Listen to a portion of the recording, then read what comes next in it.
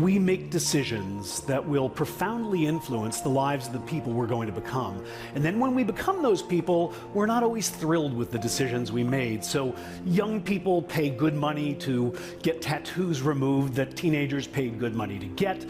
Middle-aged people rush to divorce people who young adults rushed to marry.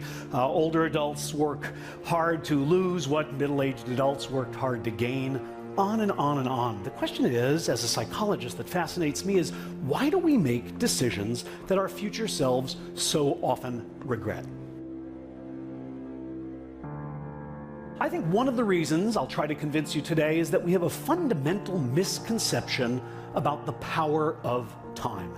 Every one of you knows that the rate of change slows over the human lifespan, that your children seem to change by the minute, but your parents seem to change by the year. Have agonized over making a decision. Some decisions are major decisions. And also there are a lot of small decisions that we don't make, that they tax our minds, they drain our energy, they create a lot of anxiety and nervousness and mental torment because we don't take care of it. We decide not to decide, which is a decision. Deciding to decide, to act, is a major, major challenge for all of us at different points in different areas of our lives. And there are things that happen to us along the way, experiences that we have that prevent us from working through the mental block of acting. People predict that the friend they have now is the friend they'll have in 10 years. The vacation they most enjoy now is the one they'll enjoy in 10 years. And yet, people who are 10 years older all say, you know, that's really changed. Does any of this matter? Is this just a form of misprediction that doesn't have consequences? No, it matters quite a bit, and I'll give you an example of why. It bedevils our decision-making in important ways. Bring to mind right now for yourself your favorite musician today and your favorite musician 10 years ago. I put mine up on the screen to help you along. Now, we asked people to predict for us, to tell us how much money they would pay right now to see their current favorite musician perform in concert 10 years from now. And on average, people said they would pay $129 for that ticket. And yet, when we asked them how much they would pay to see the person who was their favorite 10 years ago perform today, they say only $80. Now, in a perfectly rational world, these should be the same number, but we overpay for the opportunity to indulge our current preferences because we overestimate their stability. Why does this happen? We're not entirely sure, but it probably has to do with the ease of remembering versus the difficulty of imagining. Most of us can remember who we were 10 years ago, but we find it hard to imagine who we're going to be. And then we mistakenly think that because it's hard to imagine, it's not likely to happen. Sorry, when people say, I can't imagine that, they're usually talking about their own lack of imagination and not about the unlikelihood of the event that they're describing. The bottom line is, time is a powerful force. It transforms our preferences, it reshapes our values, it alters our personalities. We seem to appreciate this fact, but only in retrospect. Only when we look backwards do we realize how much change happens in a decade. It's as if, for most of us, the present is a magic time. It's a watershed on the timeline. It's the moment at which we finally become ourselves.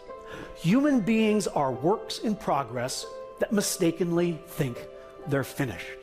The person you are right now is as transient, as fleeting, and as temporary as all the people you've ever been. The one constant in our life is change. Of doing those things that we know we ought to do. And so what I want you to think about is, what is there that you know you need to do, that you want to do this, but for some reason or another, you've been holding back.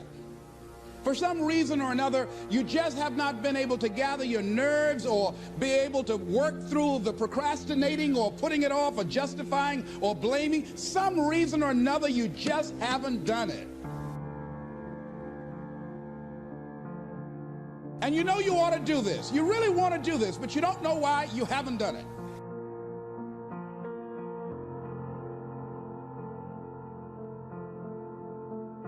We know that this is not easy, because in order to begin to reinvent your life, you've got to make a conscious, deliberate, determined effort. That you really have got to put all of yourself into it. It's very challenging to act, to do those things. There are times when you're looking at it and you say, I know I need to do this, but I don't feel like it. See, life also are things that can inspire us to act. See, if we don't have the courage, and that's what it takes, courage. It takes guts to do that which you know you need to do. If you don't have the courage to act, life many times will move on you and make you act. I don't want to do it. I know I need to do it, yet leave me alone. No, I don't want to do it. So what do we do? What are those things that cause us to do like that? I think that among the things that prevent us from acting is the fear of failure. And if you've already failed, you don't want to fail again. The pain of that, the disappointment, the fear of loss is another thing. Because many times when we do those things that we know we need to do, we feel that we might lose somebody that we love very much and care about. We don't want to hurt anybody. Many of us don't act because we want other people's approval. We want everybody to like us and to accept us. And that's not possible. Many of us don't do the things that we want to do and don't act because of lack of self-confidence. We don't believe enough in ourselves.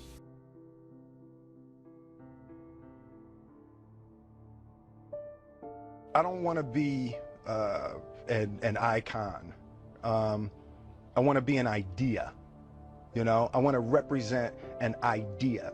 I want to represent possibilities. I want to represent magic, right? That you're in a universe and 2 + 2 = 4. 2 + 2 only equals 4 if you accept that 2 + 2 = 4. 2 + 2 is going to be what I want it to be. You know, and there's a redemptive power that making a choice has, you know, rather than feeling like you're at effect to all the things that are happening. Make a choice, right? You just decide what it's going to be, who you're going to be, how you're going to do it. Just decide. And then from that point, the universe is going to get out your way.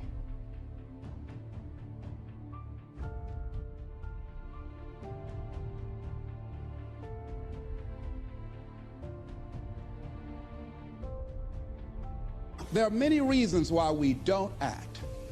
There are other things, though, that affect us. It's that not wanting to take personal responsibility. We want somebody else to do it.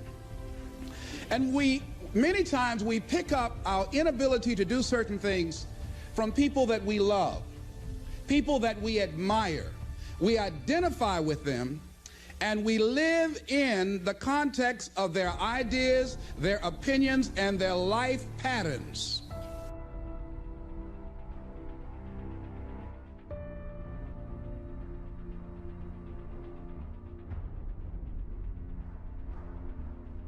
This is challenging. This is not easy acting. So what are the things that we can begin to do to harness our will? Number one, you've got to bring it out and look at it. You've got to take the power out of it. You've got to expose it to the truth. And the truth is that it has no power over you. So write down something you want to act on, but for some reason that you've been holding back, and look at it.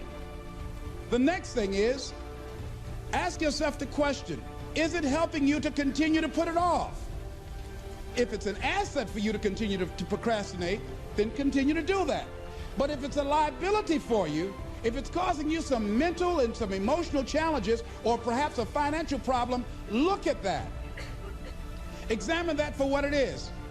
Next step, ask yourself, what's blocking you? What's preventing you from acting? Why don't you have the courage to handle that? Why won't you face that? What are you running away from? What kind of avoidance behavior are you engaged in?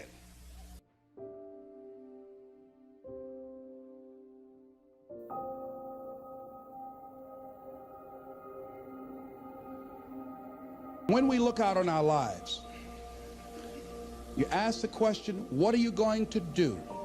Look at, as you think about this that you know you need to handle, what are you going to do? And then write down 3 strong reasons on why you know you must take action. And be explicit and descriptive in your reasons, because your reasons have power. Your reasons will drive you. When you have doubt, when your faith becomes weak, your reasons will fortify your faith. When you have an inner conversation, say, no, don't do that. Your reasons will become your rod and your staff to comfort you, to take you through those challenging moments. So write down your reasons. And what you will find, that when you decide to act, when you decide to take life on, and let me warn you, it can be painful, it will be uncomfortable, and that's where the growth is. When you're uncomfortable, when you're stretching out, when you're taking life by the collar, you're going to get thrown to the ground again and again and again. But when you have determination, and you know that what you're doing is right, it gives you your life, it gives a special meaning and power to you, you will have some power from on high. You will discover some things about yourself that will begin to electrify your personality. You'll begin to discover some things about you that you don't know you've got.